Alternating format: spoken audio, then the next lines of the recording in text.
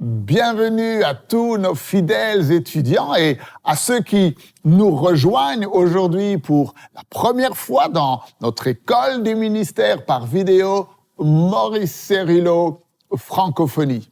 Et je vous rappelle que vous pouvez également visiter notre site internet mcwe.fr. Vous pourrez y déposer vos requêtes de prière, vous pourrez y faire vos dons en ligne, visitez notre boutique et vous procurer de nombreux e-livres du docteur Cerullo en français et vous pourrez également vous inscrire pour devenir un partenaire du ministère du docteur Cerullo et ainsi vous placer sous une couverture apostolique et prophétique. Car rappelez-vous, l'onction ne meurt jamais. Alors, nous continuons notre école du ministère par vidéo sur l'unité dans l'esprit et nous avons vu précédemment que nous sommes un même corps. Nous sommes les membres interdépendants les uns des autres. Et nous n'allons pas laisser nos différences doctrinales nous diviser, non, parce qu'il y a un seul corps et un seul esprit, une seule espérance. Il y a un seul Seigneur, une seule foi, un seul baptême, un seul Dieu et Père de tous. Notre unité est en Christ et en Christ se trouve toute la plénitude de la divinité, la doxa. Tout ce que Dieu est et tout ce que Dieu a nous appartient car nous sommes un en Jésus-Christ. Alors, dans l'enseignement d'aujourd'hui, nous allons découvrir que Dieu a planifié notre maturité. Ouvrez grand votre esprit et on se retrouve juste après.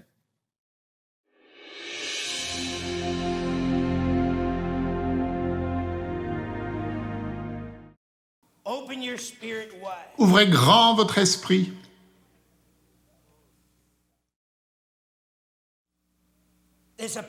Il y a une puissante force spirituelle. Et je ne parle pas que cela va se produire dans 2 ans. Je parle de quelque chose qui est imminent. Une puissante force spirituelle est sur le point d'être libérée à l'intérieur du corps de Christ, qui donnera naissance à la plus grande manifestation de la puissance de Dieu que le monde n'a jamais vue. Maintenant, lorsque je fais cette déclaration, je ne parle pas en tant que Maurice Cerullo, mais je vous parle en tant que serviteur de Dieu, prophète de Dieu, et j'inclus y compris la manifestation de ce que nous avons expérimenté dans la naissance de l'Église primitive. Cette Église est née il y a 2000 ans de cela. Mais n'oubliez jamais, avec cette compréhension révélée, que l'Église est née il y a 2000 ans, mais elle n'est pas née pleinement mature.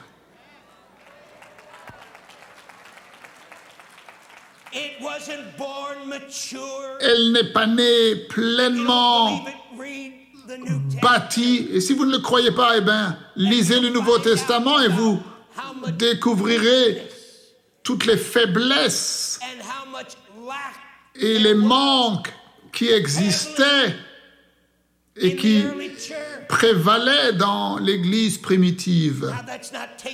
Alors, ce n'est pas pour minimiser ce que Dieu a fait et ce qui s'est produit dans l'Église primitive, mais mettez ceci dans votre esprit. Il y a 2000 ans de cela, l'Église est née Elle n'est pas née pleinement développée et mature, mais elle est née bébé. Alors maintenant, nous avons eu 2000 ans. De quoi? De maturité, grandir, croissance, venir dans la compréhension, prendre part à la révélation,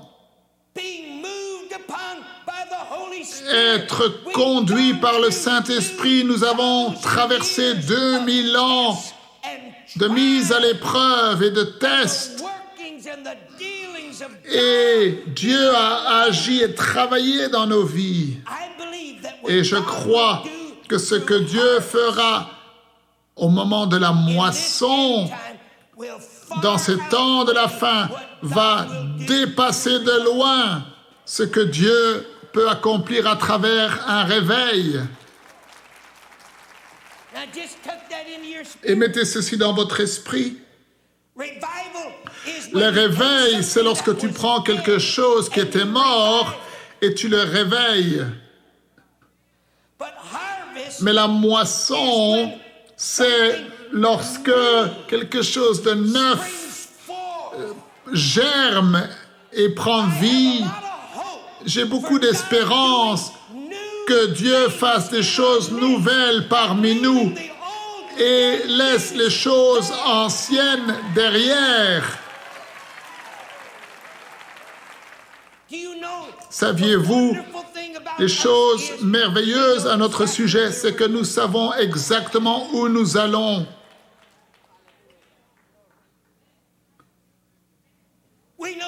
Nous savons exactement ce que nous faisons.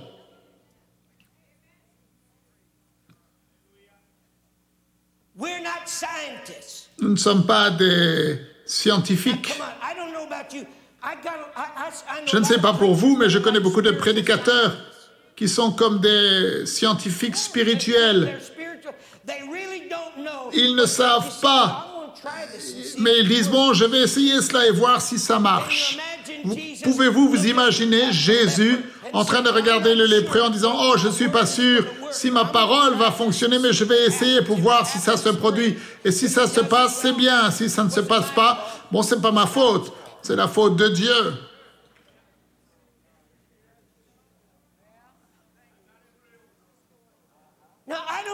Et je ne sais pas pour vous, mais j'entends beaucoup de prédicateurs qui disent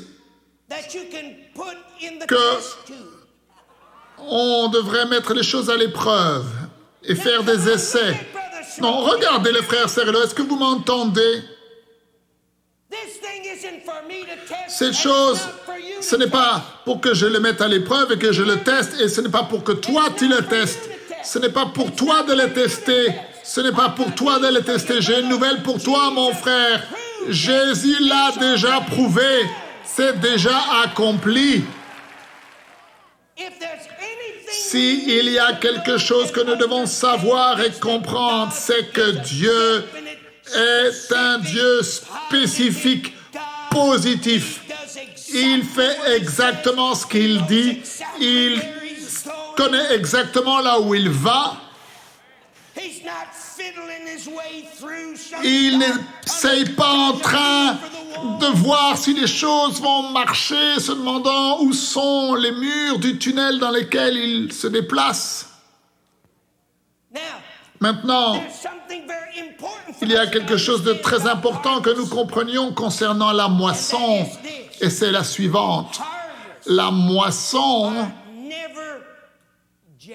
n'est pas quelque chose de général. Ce n'est pas une généralité.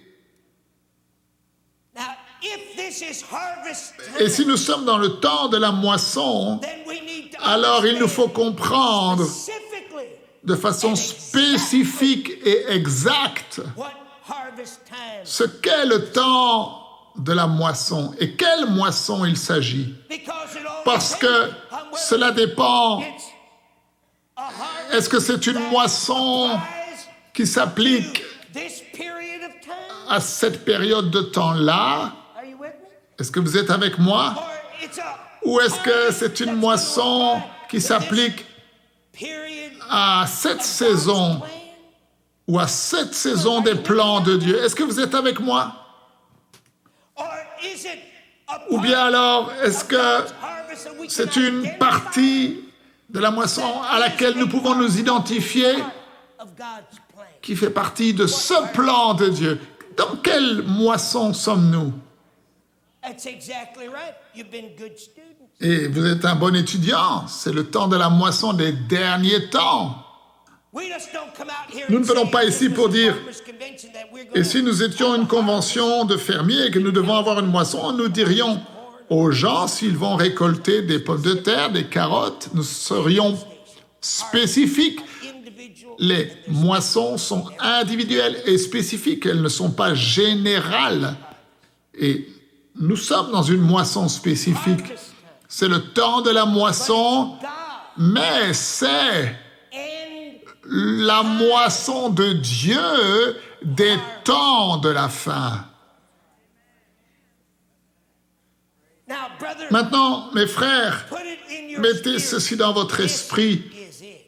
Nous y sommes. Nous y sommes. C'est la dernière moisson. Maintenant, nous avons également appris autre chose. Non seulement c'est la moisson de Dieu des temps de la fin, mais nous avons appris autre chose. C'est que Dieu agit en cycle. Nous avons appris qu'un cycle est une période de temps, et c'est comme ça que nous pouvons identifier le fait que nous sommes dans le temps de la moisson.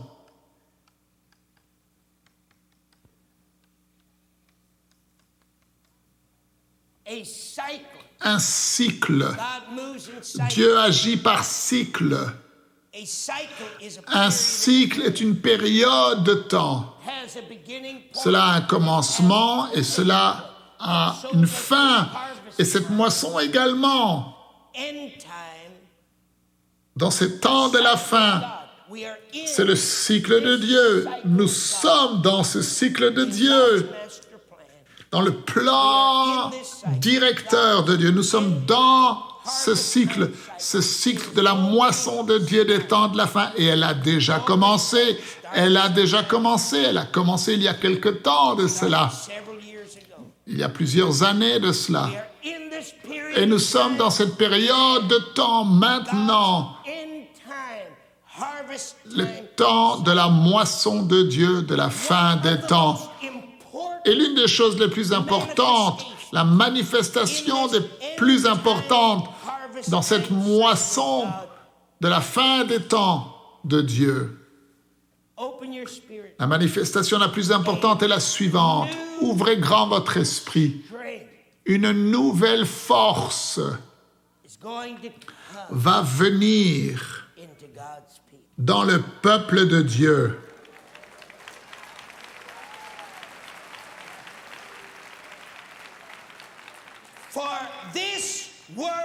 Parce que ce monde, et mettez ceci dans votre esprit, vous ressentez ce que je ressens? Vous ressentez cette chaleur de ce feu brûlant? Vous le ressentez? Mettez ceci dans votre esprit. La culmination des âges ne sera jamais complète. L'apogée des âges ne sera jamais complète avant que le monde ait eu premièrement une manifestation infaillible et indéniable, une manifestation que Dieu est celui qu'il déclare être. Maintenant, mettez ceci dans votre esprit. Mettez ceci dans votre esprit. D'aucune manière, cet âge arrivera à son apogée. Il est impossible que cet âge soit consumé et arrive à son apogée.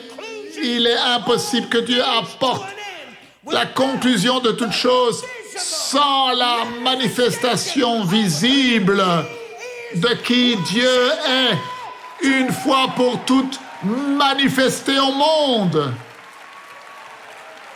Oh, come on. Come on. Give him a clap. Acclamez le Seigneur.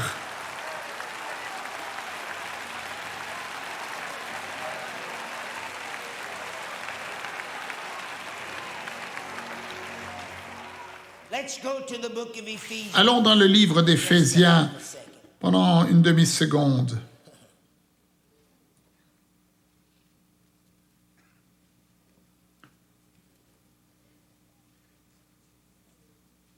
The first chapter and Premier chapitre, the 17th verse, au verset 17, the 18th verse, et le verset the 18, 19th verse. et le verset 19.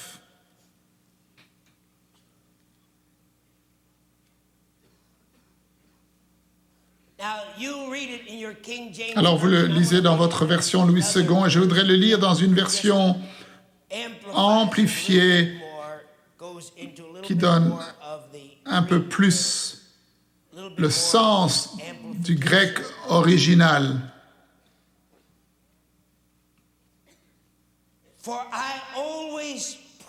Car je prie sans cesse.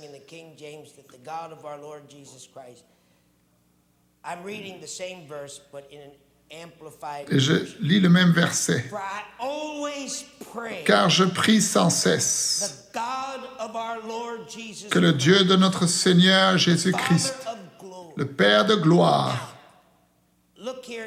regardez le frère Cérulo, et faites ceci avec moi. Faites ceci. Ouvrez grand votre esprit. Mettez dans votre esprit le mot gloire. Et je ne sais pas si nous pourrons le voir ensemble aujourd'hui, mais mettez le mot gloire dans votre esprit. Le Père de gloire, qu'il vous donne un esprit de sagesse et de révélation dans les mystères, les secrets,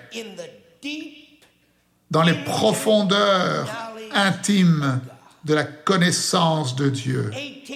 Verset 18.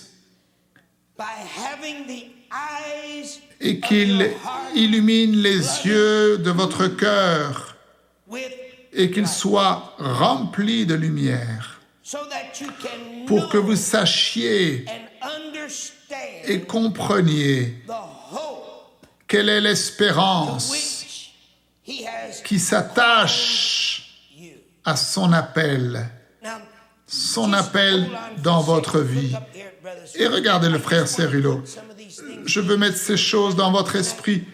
Rappelez-vous, nous posons les fondements. Avez-vous votre esprit grand ouvert? Est-il grand ouvert? L'espérance. Vous savez, la compréhension la plus pure et la définition la plus pure de ce mot espérance. Chaque fois que vous voyez le mot espérance, pensez à ceci. C'est le désir qui est accompagné d'une attente pour que cela s'accomplisse. L'espérance. Si vous êtes rempli d'espérance, alors vous êtes motivé. Vous avez un désir. Vous n'êtes pas mort, vous êtes rempli de vie.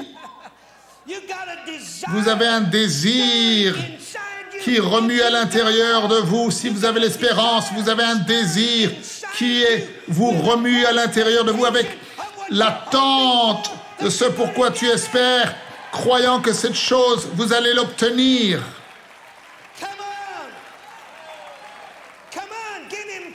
Oh, donnez-lui la louange.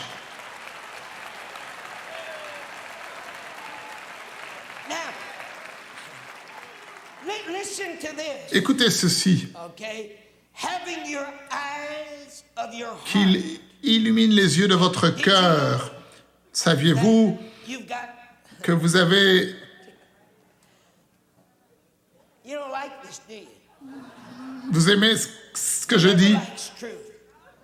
Le diable n'aime pas la vérité. Le diable n'aime pas la vérité. Saviez-vous Two sets of que ears. vous avez 2 paires d'oreilles? Come on. How many of you came Combien to the d'entre vous, vous êtes World venus à Conference cette with conférence 2 sets of avec ears? 2 paires d'oreilles? Come on, didn't you? Oui ou non? Sure you did. Bien You sûr, came with your natural vous êtes venus avec ears, vos oreilles naturelles, mais vous êtes venus aussi avec vos oreilles spirituelles. in tune, brother. They're tuned Ils, up.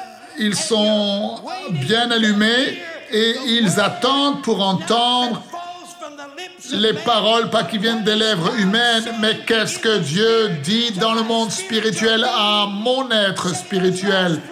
Dites ces 3 paroles. Come on, say it again. Dans mon esprit, dans l'esprit. Did you know that you got 2 Saviez-vous que vous avez aussi 2 paires d'yeux? Didn't know that. Vous ne le saviez pas?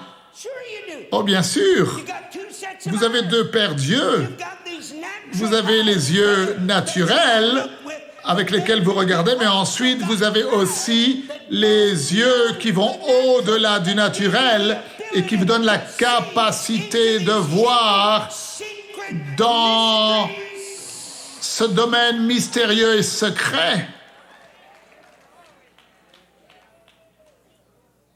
And I want you to know something. Et je veux que vous sachiez quelque chose. Ces yeux ne sont pas attachés à votre tête. Oh, hallelujah. Oh, gloire à Dieu, ces yeux-là ne sont pas attachés à votre tête. They go much deeper Ils than vont that. bien plus profond que cela. Ils sont attachés à votre cœur parce que votre cœur voit des choses que votre tête ne verra jamais. Having the eyes of your Qu'il illumine les yeux de votre cœur remplis de lumière pour que vous sachiez et compreniez quelle est l'espérance qui s'attache à son appel. I like what the Living Et New j'aime Testament says. ce Can I que read it to you from the Living New Testament? Let me read it to you. cette traduction It says, nous I donne. pray Il dit, je prie that your heart que votre cœur flooded soit light. illuminé, rempli de la lumière, afin que vous puissiez voir quelque chose concernant l'avenir à laquelle il vous a appelé afin que vous y preniez part. Oh, glory. Gloire à Dieu.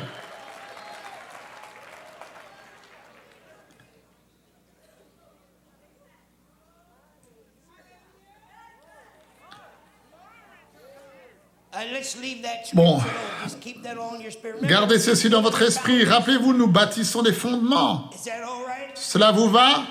Okay, let's go to Ephesians. Allons dans Éphésiens chapitre 1. We're in Ephesians 1, but let's go to Nous y sommes déjà, some earlier mais verses. allons dans un verset Let's go to the plus en avant, ninth verse. au verset Ephesians 9. 1:9. Éphésiens 1, 9. Again, in the King James version. De nouveau dans la version Louis II, il est dit, nous faisons connaître le mystère de sa volonté. Reading it in the King James, it's not that your Bible is Ce n'est pas que votre version translation. n'est pas bonne, mais moi je lis d'une autre traduction. Ninth verse. Verset 9. Making known to us Nous faisons connaître mystery, le mystère, le secret will de sa volonté, of his plan de son plan and of his purpose. et de son but. Remember what we said? Rappelez-vous ce que nous avons dit. Le Dieu que nous servons est quoi? Plan, C'est un Dieu de plan. Oui. C'est un Dieu de but, n'est-ce pas? C'est un Dieu de dessein. that moves with C'est un Dieu qui a des objectifs, n'est-ce pas? making known Nous faisons connaître Rappelez-vous ce que nous avons dit. Dieu ne prend pas plaisir à être un mystère. Il n'a pas de secret pour nous. Tout ce qu'il va faire avant de le faire, et cela signifie tout. Cela ne veut pas dire 10% des choses et 90%, il va les cacher. Cela veut dire tout ce que Dieu va faire, tous ses plans qu'il a pour l'avenir, il doit nous les révéler avant que cela se produise.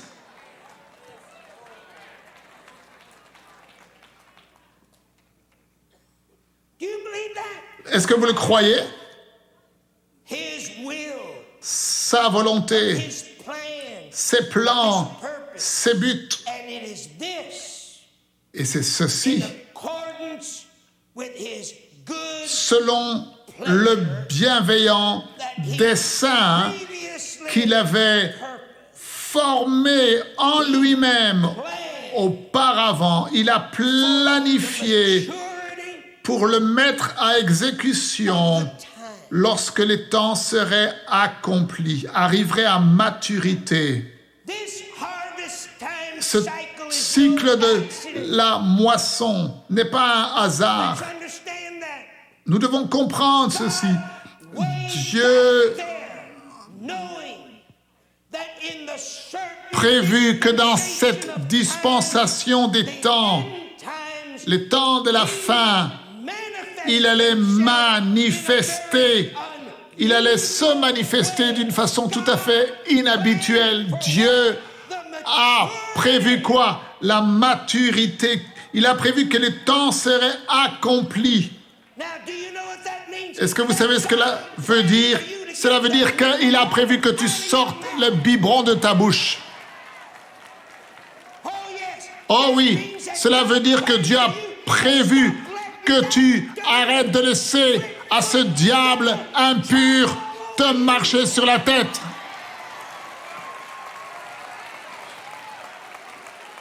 Oh oui, cela veut dire que Dieu a prévu ce jour où c'est toi qui écraseras la tête du diable dans le nom de Jésus.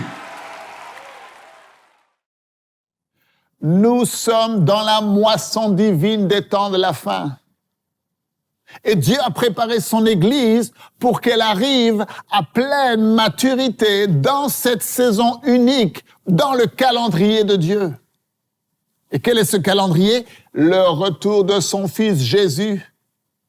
Il nous fait connaître le mystère de sa volonté selon le bienveillant dessein qu'il avait formé en lui-même. Dieu veut vous faire connaître sa volonté. Il ne prend pas plaisir au mystère. Et c'est pourquoi il vous a donné des oreilles spirituelles pour entendre ce que l'Esprit dit à son Église. Et il vous a donné également des yeux spirituels pour que vous puissiez voir les œuvres de Dieu. Je vous dis à demain, ne manquez surtout pas la suite de ces enseignements. Merci encore une fois de partager et de parler autour de vous des vidéos disponibles sur Maurice Cerullo Francophonie. Que Dieu vous bénisse. Et n'oubliez pas, la francophonie appartient à Jésus. À très bientôt pour un prochain enseignement avec le Dr Cerullo. La francophonie appartient à Jésus. Pour toute information, rendez-vous sur www.mcwe.fr.